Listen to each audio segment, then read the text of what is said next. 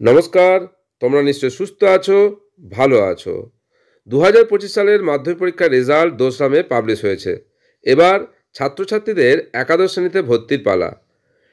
সেই সম্পর্কে West Bengal council of higher secondary education একটা নোটিশ বার করেছে সাবজেক্ট কম্বিনেশন নিয়ে। সেট 2তে একটু মডিফিকেশন করা হয়েছে। সেখানে বলা আছে যে সেট 2 সাধারণত কমার্সের স্টুডেন্টরা যদি ম্যাথ সাবজেক্টটাকে নেয় তাহলে সেক্ষেত্রে ম্যাথে অর্থাৎ গণিতে কমপক্ষে 35% নাম্বার পেতে হবে, এবং তারা যদি বিজনেস ম্যাথামেটিক্স বা বেসিক স্ট্যাটিস্টিক্স নেয় সেক্ষেত্রে নাম্বারে কোনো বাধ্যবাধকতা নেই।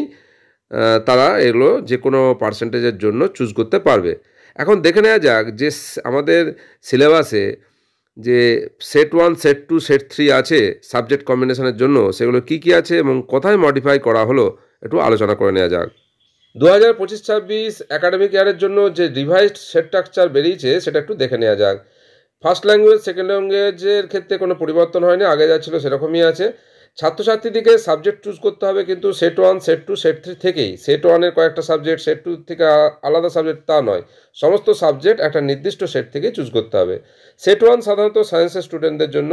এখানে দেওয়া আছে যেমন ফিজিক্স যদি নেওয়া হয় তাহলে নিউট্রিশন নেওয়া যাবে না, কেমিস্ট্রি নিলে জিওগ্রাফি নেওয়া যাবে না, ম্যাথামেটিক্স নিলে এগ্রিকালচার নেওয়া যাবে না।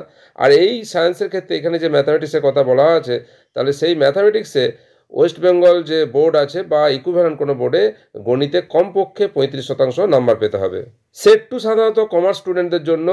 এখানেও বিভিন্ন সাবজেক্ট অপশন আছে এবং এখানে এবছর একটা নতুন সাবজেক্ট ম্যাথামেটিক্স ঢোকানো হয়েছে। এই ম্যাথামেটিক্স যদি কেউ নেয় তাহলে সেক্ষেত্রে ওয়েস্ট বেঙ্গল বোর্ডে বা ইকুইভ্যালেন্ট বোর্ডে ম্যাথামেটিক্সে কমপক্ষে কিন্তু সেই ছাত্র বা ছাত্রীকে 35% নাম্বার পেতে হবে, তবে এই ম্যাথামেটিক্স নিতে পারবে।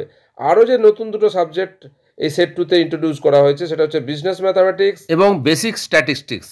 সেক্ষেত্রে কিন্তু কোনো নাম্বারের বাধ্যবাধকতা নেই, এই দুটো সাবজেক্ট নিতে পারবে। কিন্তু ম্যাথামেটিক্স বা অঙ্ক নিতে গেলে মাধ্যমিক বা তার সমতুল্য বোর্ডে গণিতে কমপক্ষে 35% নাম্বার পেতে হবে। সেট 3 সাধারণত আর্টস স্টুডেন্টদের জন্য। এখানেও বিভিন্ন কম্বিনেশন আছে, যেমন পলিটিক্যাল সায়েন্স নিলে বায়োলজিক্যাল সায়েন্স নেওয়া যাবে না, এডুকেশন নিলে নিউট্রিশন নেওয়া যাবে না, এরকম কম্বিনেশন আছে। কম্বিনেশন দেখেই ছাত্রছাত্রীদেরকে কিন্তু সাবজেক্ট চুজ করতে হবে। আর্টস স্টুডেন্টদের জন্য ম্যাথামেটিক্স ইন্ট্রোডিউস করা হয়েছে। এখানে বেসিক ম্যাথামেটিক্স ইন্ট্রোডিউস করা হয়েছে ফর সোশ্যাল সায়েন্স। এই basic mathematics for social science arts স্টুডেন্টদের জন্য যদি চুজ করে সেক্ষেত্রে কিন্তু নাম্বারে কোনো বাধ্যবাধকতা নেই। বোর্ডের পরীক্ষা অঙ্কে যে কোনো একটা পার্সেন্টেজ পেলেই হবে, 35% কমপক্ষে পেতে হবে, তার কোনো মানে নেই।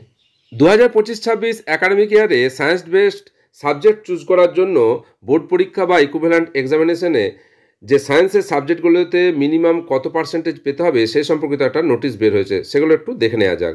একাদশ শ্রেণীর elective subject mathematics, statistics, computer science, artificial intelligence and data science, cyber security, এই সাবজেক্টগুলো নিলে ম্যাথামেটিক্সে বোর্ড পরীক্ষায় বা ইকুইভ্যালেন্ট এক্সামিনেশনে কমপক্ষে 35% নাম্বার পেতে হবে।